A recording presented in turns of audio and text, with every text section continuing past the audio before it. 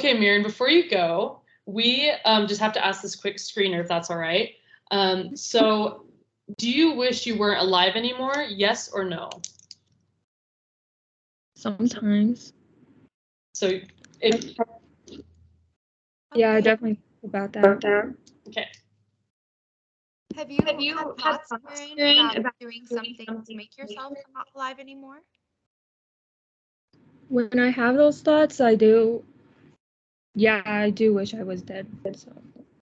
Okay. Have you ever thought how you would do that? How would you make yourself not alive anymore? When it gets bad, sometimes I would like to just maybe take a bunch of pills or just go peacefully. Okay. But nothing, I don't know, it's kind of scary. Okay, thanks for sharing. Yeah, thank you, Mirren.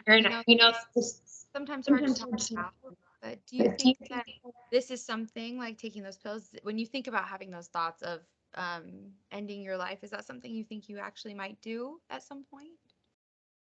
No, definitely not. I'm actually like have a fear of dying.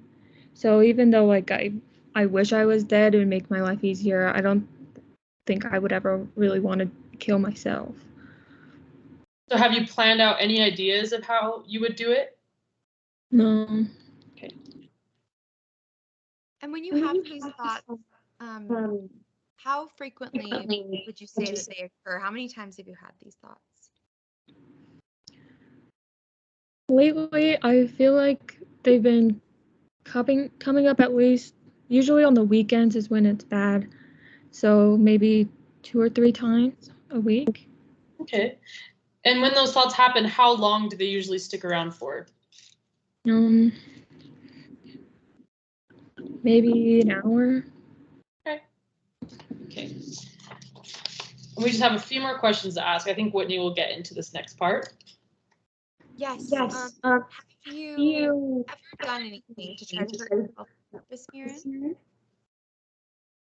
Not to kill myself, but when in the past I've tried to maybe hurt myself a little, not with the intention of dying, but like I used to dig my nails into my arm. Okay. Has there been a time where you started to do something to make yourself not alive anymore? But did someone stop you or something else stopped you? No.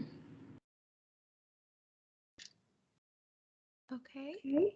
And have you ever done anything, getting a goodbye or getting things ready to kill yourself? No. Okay. Have you ever prepared to do something but stopped yourself? No. Okay.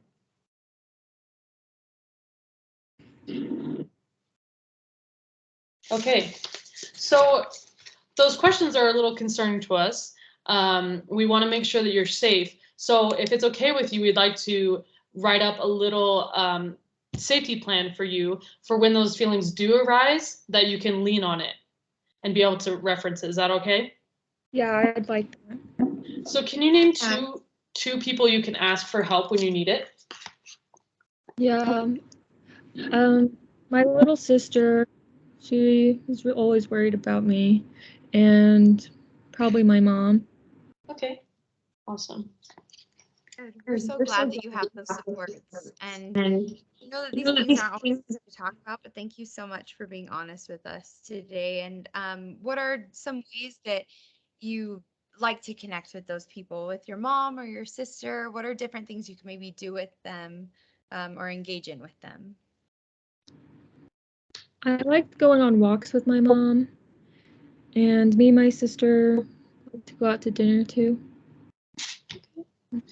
Great. So what are your earliest signs of feeling depressed, anxious, feeling just bad in general? What are your earliest signs of that?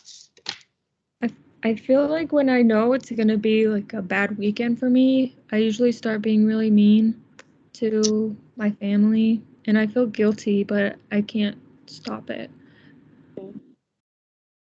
Okay. Perfect. And in case of an emergency, what would you do? Of an absolute emergency? Probably call my mom. Okay. She usually is really good at calming me down.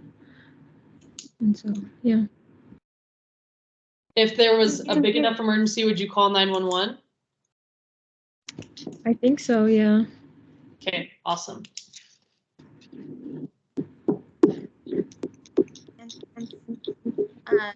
Yes, and Mirren, can we have you commit just if those feelings do start to arise this next week that you will reach out to your mom or your sister and make a plan with them to either go on a walk or something, or like Hannah said, if it becomes more serious, that you'll call 911?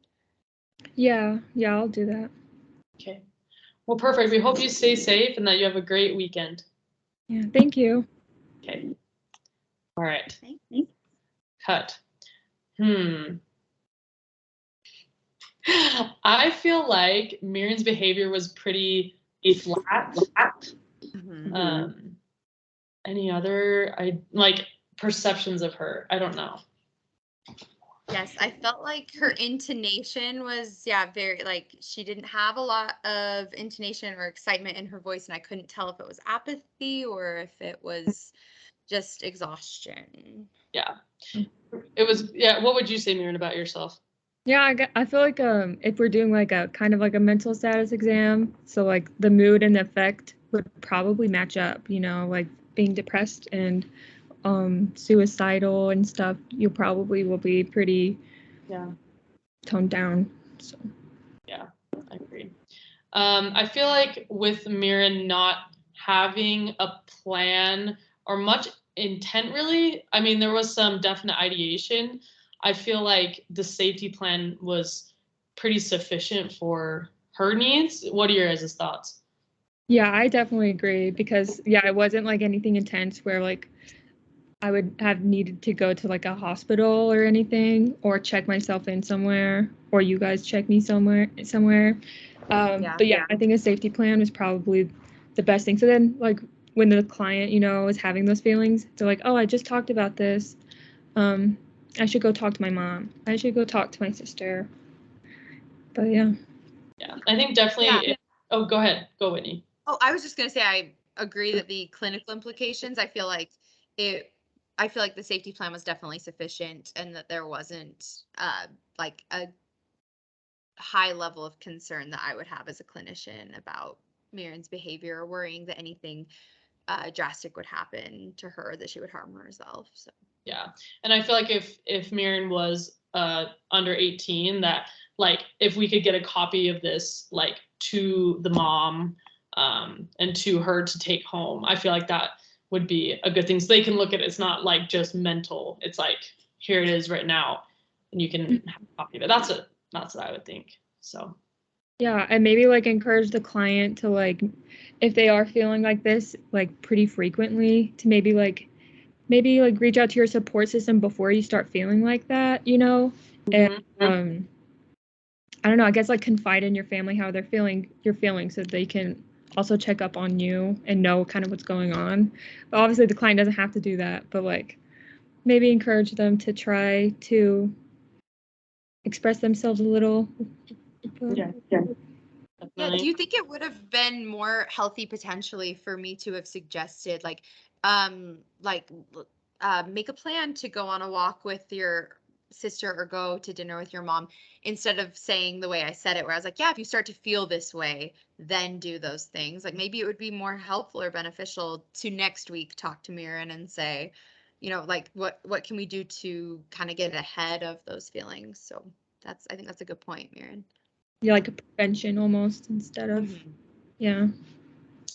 Well, good job, guys. Thank you.